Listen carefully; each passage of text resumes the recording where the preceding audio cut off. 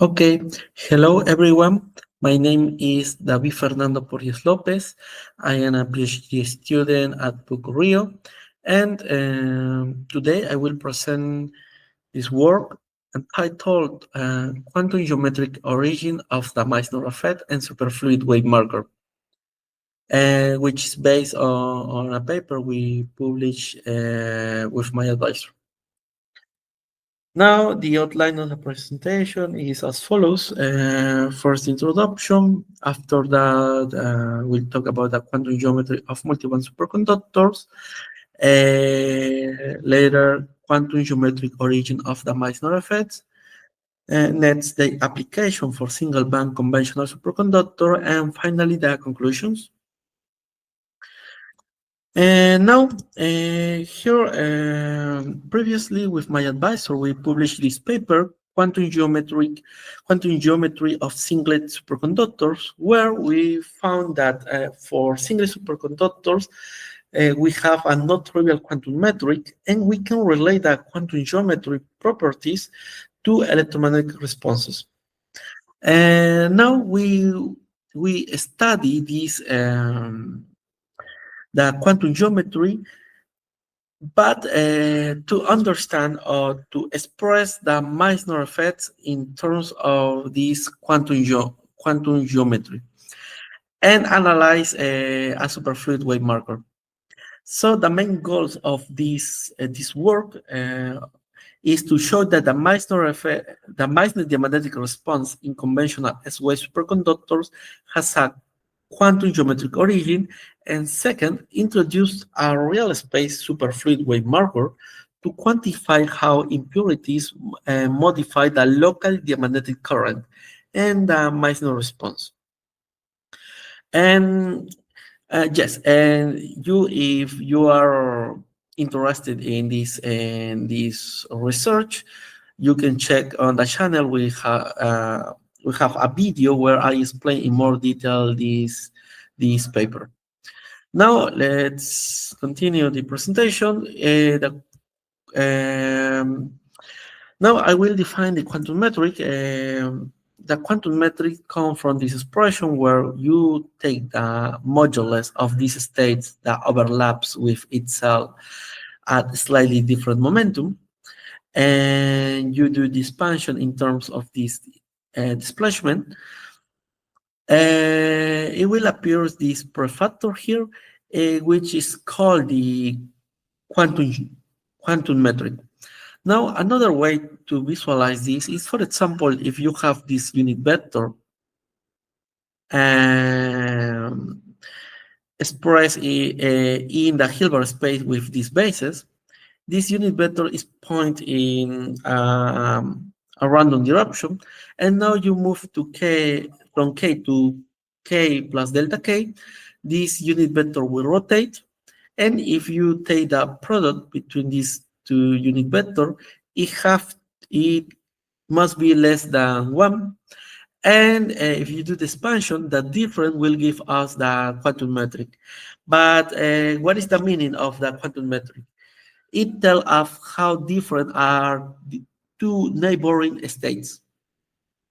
Now, for single band superconductors, we have the Hamiltonian, where this is the normal star energy, and this is the superconducting gap. We can express it in terms of the Pauli matrices, and where this day 1 is the superconducting gap, in D3 is the normal state energy.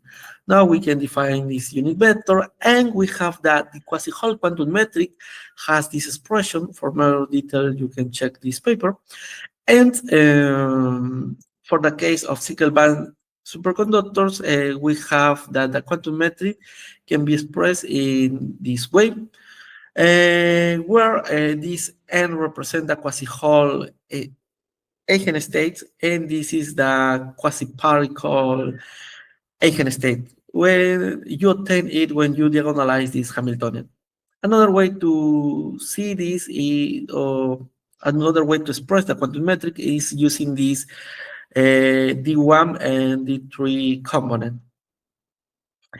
And for more details, you can check this paper. And now we will consider a multiband superconductor Hamiltonian, conventional multiband superconductor Hamiltonian. And in our work, we diagonalize it, and the fully antisymmetric quasi-Hall state can be expressed in this way. And now the quasi-Hall quantum metric for conventional multiband superconductors has this expression, where it is the sum of the quantum metric between two bands and EM. And you can see the expression for this term here. And now let's go to the quantum geometry origin of the Meissner effect.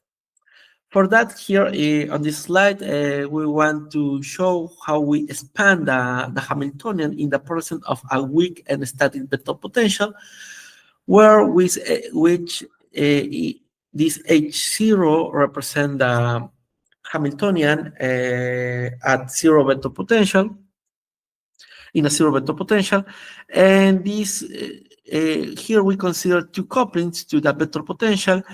This first term that depends on the velocity operator, it generates the paramagnetic current, and this other term generates the diamagnetic current, where this capital D is very important because it is the diamagnetic superfluid weight operator, and it is crucial for the Meissner effect because it generates the current, this current that expels the magnetic field, external magnetic field.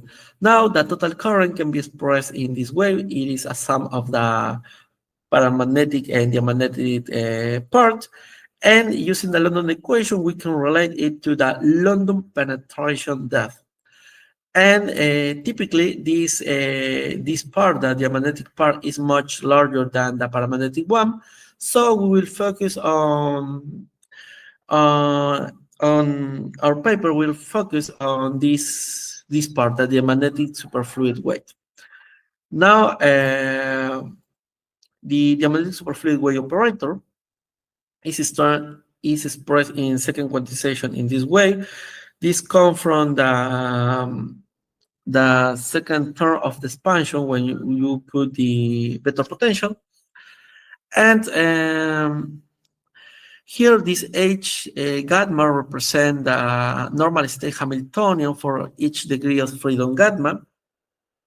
And now if we focus on the full Hamiltonian, this is a sum of the normal state plus the pairing terms. And we calculate the second derivative of these expressions, the second derivative with respect to momentum for different direction. And for S-way superconductors, these pairing terms is K independent, so the second derivative is equal to 0. And here, for this case, we can relate the second derivative of the normal state to the second derivative of the full Hamiltonian. And this pairing terms is relevant for other type of superconductor, but for the case of S-way superconductor, we can express the diamagnetic superfluid weight operators in terms of the full Hamiltonian, as you can see here. Now let's take the expectation value of this operator over the BCS ground state, and after do all the calculation, we obtain this expression where this diamagnetic superfluid weight is expressed in terms of these constants, these Fermi distributions, and this different energy times this quantum metric between two bands. And this result is very important, is one of the main results of our research, because we can establish a relation between the diamagnetic superfluid weight and the quantum metric. So we see that the Meissner effect has a quantum geometric origin, where this is because we can express all this in terms of the quantum metric.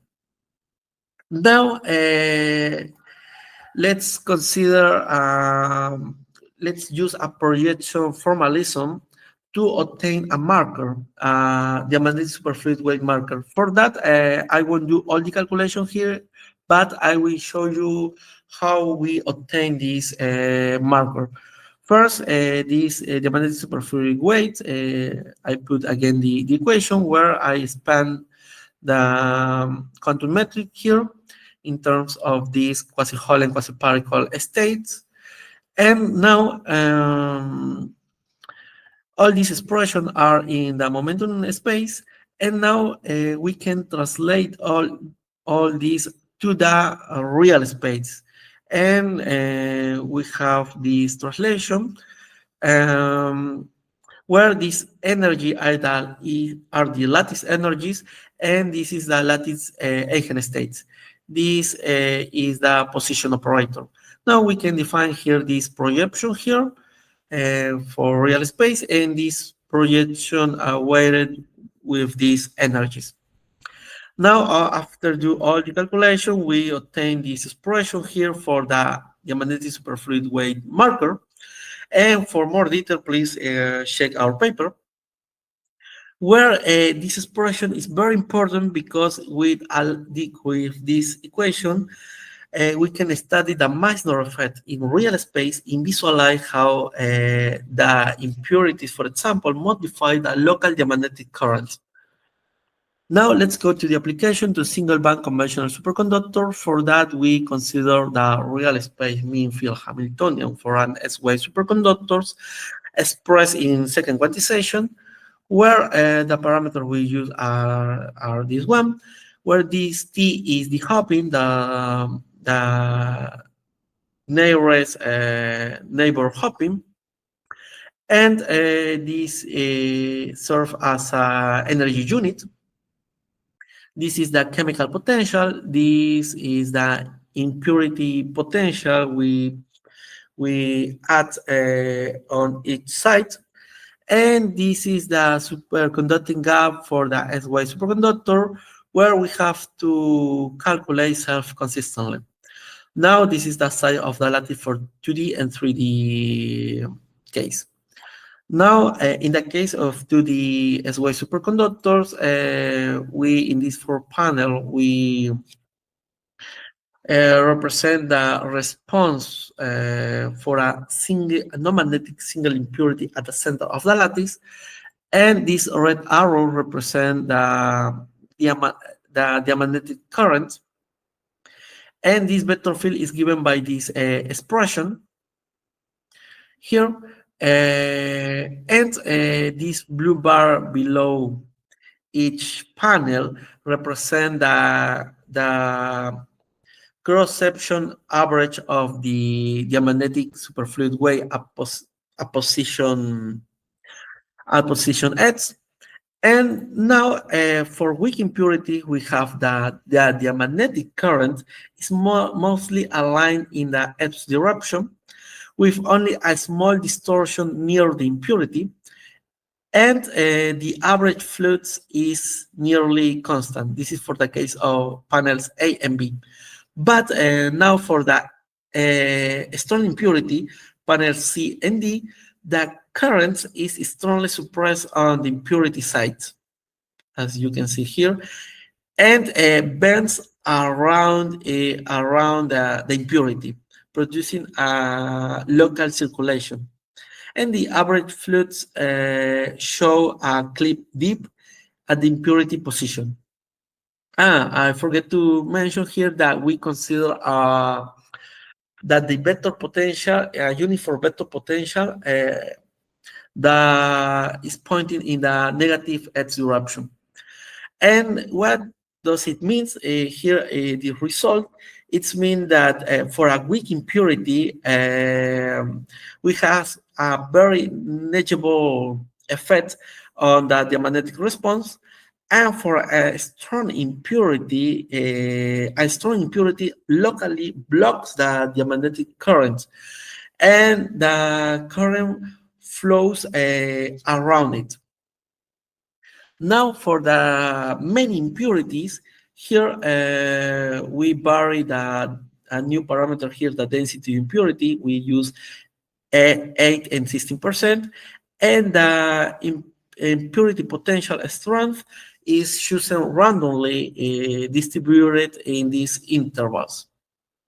Okay, for this case, for a weak impurity, panels A and B, we show again that the current is is aligned in the x direction. In the average flux is has a very small change on each side.